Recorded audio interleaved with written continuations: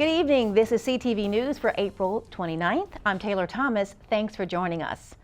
Metro's big plan to curb crime will also include connections with the region's youth, especially students who take public transportation. As we reported yesterday, Metro unveiled the new plan to combat crime on trains, buses, and stations. Part of the new effort will include outreach through local schools and ensuring that students are safe while riding Metro. The transit agency will also launch a new youth program later this year. Try to do is, do outreach, through the schools and, just to let them know, because, kids sometimes, when you're a kid, you don't realize that the dangers that could be involved, particularly in a transit environment. The stations in particular, they're very unforgiving because it's all concrete and steel. So, you may be running around, but you slip and fall, you can really hurt yourself, those trains, they're unforgiving too. And Zalo wants to also encourage young people to consider a career in law enforcement, particularly with Metro Transit Police. Meantime, riders taking some Metro trains will soon have shorter wait times beginning next week. Service will increase on the green and yellow line starting on Monday, May 2nd, with waits going down to every 15 minutes. Stations that have both lines will have trains running every 7 to 8 minutes. Currently, those lines run every 20 minutes. Blue, orange, and silver trains will continue to operate every 20 minutes. The agency says it is aiming to improve services on those lines by the end of the summer. Some local jurisdictions are switching up their early voting centers. The changes are taking place due to the delay of the primary elections that will now take place on July 19th. Currently, state election officials conditionally approved changing one early voting center in Prince George's County. Accokeek Academy will replace the Accokeek VFW if finalized. We had some challenges with one particular early voting site where they had already pre-scheduled weddings and other activities during the week that we are to conduct early voting. And that particular site is in Accokeek, Maryland. It was at the Accokeek Fire Department's Training and Activity Center. And so now we are proposing to move that specific site to the Accokeek Academy. Alexander says the Board of Election will not formally approve the change until May 2nd. A local church is planning on helping out 90,000 households with access to health care, legal aid, and even food. The Kingdom Fellowship AME Church is creating the Kingdom Care Center through its nonprofit. A groundbreaking ceremony is taking place tomorrow. The Resource Hub, which will be located here, will provide critical services under one roof. Everyone living in Prince George's, Howard, and Montgomery counties will benefit from these resources. We recognize that there are a number of areas around the DMV that are challenged. They're food deserts, they're healthcare deserts, and so by making services available, persons now have access where before they did not. And so we're excited to provide ready access to healthcare, wellness services so that this community might have the same quality of life and life outcomes as other communities. The center is slated to be completed in December. You're watching CTV News. I'm Taylor Thomas. Still to come, a state leader calls for lower property taxes. We'll have the details straight ahead.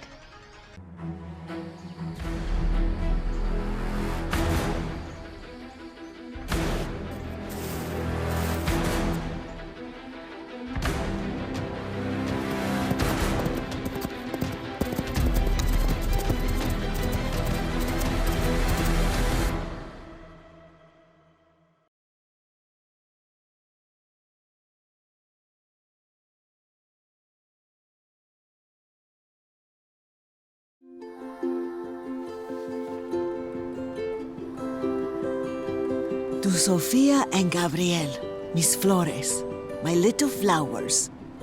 Even though these old knees can't follow on your adventure to the forest today, these flowers represent my love, so you can take me with you wherever you go, near or far. These stitches and threads join us together. Me, your mother, and both of you. And wherever you see a flower, a bird, a beautiful tree, know that my love is with you as you bring our colorful stories to the world. Make the forest part of your story at a park near you. Find one at discovertheforest.org. You're not too cool for me, and in return, I reciprocate that sentiment. I'll never be too cool for you. I was a man with a plan, but now I'm a dad with a decree, and you can't take that from me. Please let it be noted that I told my job they can dock my pay. Right now it's just too important to take you to school every day. I want to be legendary for you. I want you to puff out your chest when you go to school, the same way I do. I walk taller because of you, because I found everything to live for. Welcome back. Two Maryland state troopers sitting in separate police cruisers are struck by a suspected impaired driver. It happened last night on I-270 in Montgomery County. The state police barracks at Rockville received numerous calls just after 6 o'clock reporting an impaired driver. The two troopers were dispatched and parked on the shoulder with their emergency lights on. A short time later, both vehicles were hit by the same driver. The troopers were treated and released from a nearby hospital. The driver, who is from Frederick City, was taken to Suburban Hospital. No charges have been filed yet. Here are the latest COVID-19 numbers for our area. The state health department has confirmed 1,389 new cases.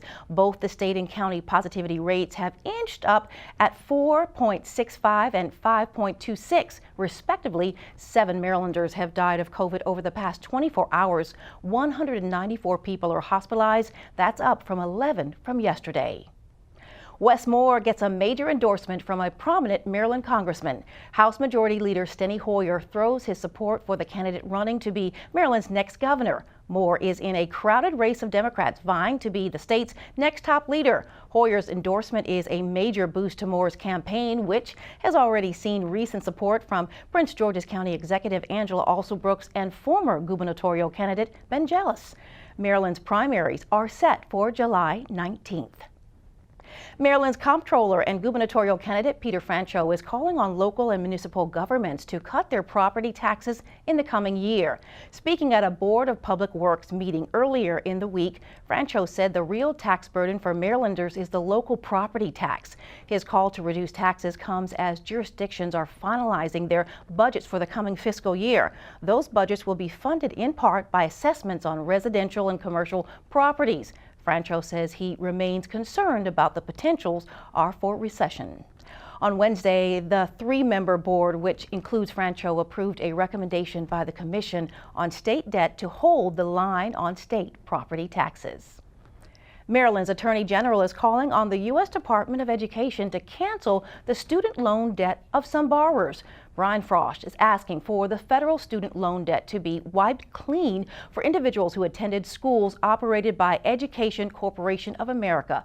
Frost says the for-profit company lost its accreditation for its schools and falsely promised student career counseling services. Here in Maryland, 910 borrowers attended EDC school and owe more than $991,000 in federal student aid. Up next, a third Bay Bridge or a wider replacement. We'll have the latest idea about easing traffic to Maryland's eastern shore. Don't go away. Are you in the market to purchase your first home? Prince George's County has a countywide program to assist eligible first-time homebuyers with down payment and closing costs. With the Pathway to Purchase Home Buyer Assistance Program, first-time homebuyers can select from new construction or resale homes anywhere in the county. You must be able to qualify for a first mortgage and use approved Pathway to Purchase lenders to purchase a property. As long as you live in the house for 10 years, the Pathway to Purchase 0% loan is forgiven, providing you with additional equity in your property and moving you toward your home ownership goal. For more information, visit redevelopment.mypgc.us. Again, that's redevelopment.mypgc.us.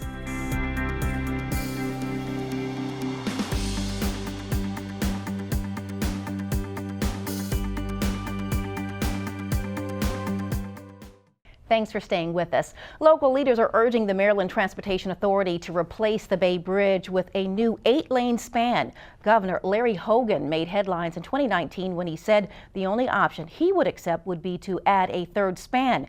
There were more than a dozen options on the table at the time, but over the past few months, officials from half of Maryland's counties have expressed support for a new one-span option that could end the more included 8 lanes. Last week, the Federal Highway Authority indicated its support for a new crossing in the general vicinity of the existing bridge. The move clears the way for a second study looking at where the new bridge should go. If you're looking for something to do this weekend, the Bowie Center for the Performing Arts might be the ticket for you. There are 2 big shows rounding out the month of April. The company Men boasts 70-plus songs in 90 minutes, is featuring arts from The Voice and The American Idol. The other performance is titled The Soul of Broadway and features Teron Brooks. Well, I think coming out of the pandemic, when it comes to our entertainment, and I say our, I'm part of this community.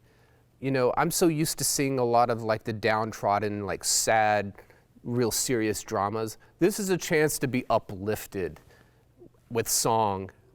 Song touches the soul more than any other art form. And this is our chance to come together as a community and let the gift of music sort of out. The company Men is set for tonight at 7:30. The Soul of Broadway is tomorrow night, also at 7:30. For more information on tickets, go to bowiecenter.org. The Washington Commanders select Penn State receiver Jahan Dotson as the first player drafted by the franchise under its new name. Dotson had 183 catches and 25 touchdowns in 4 years at Penn State. I couldn't believe it at first. I was basically watching the Suns-Pelicans game on my phone, and Coach Rivera called me, and I couldn't believe I was getting a phone call. Like, I didn't know if obviously I had to answer it, but I didn't know when to answer it. I didn't know. I had to take a step away from everyone. Talked to Coach Rivera, and he introduced himself and said that he was really excited to have me. They were going to pick me. Biggest traits of my game is my versatility. Be able to play anywhere, be able to play inside, play outside. Just being a very savvy receiver, being very smart, and just making some highlight plays and bringing energy to the team. I'm just really excited, really happy just to be in this moment right now. Little kids dream of this moment, and a lot of people don't get to achieve it. So to be able to sit here and really say that I was the first round pick, I'd be able to play for the Washington Commanders is a dream come true. Dotson was the 5th receiver chosen in the draft. Now, with a quick look at our weekend forecast tonight, mostly clear with a low around 38. Saturday, sunny with a high near 69. Sunday, mostly cloudy with a chance of showers and a high around 67. Monday, partly sunny with more showers expected and a high around 77. And now for the community calendar, bring your loved ones out to the annual Community Youth Advance 5K fundraiser and Community Fun Day. Community members, local nonprofits, and county leaders will be in attendance, walk or run to support the organization's mission of teaching, reaching, and keeping youth on the path to success. A Mother Love 5K walk and run will be held on May 14th, Saturday, May 14th, from 8 a.m. until noon at Watkins Regional Park in Upper Marlboro. Register today using the link on your screen. And that's a wrap of our CTV News Update. Thanks for joining us. Have a great weekend.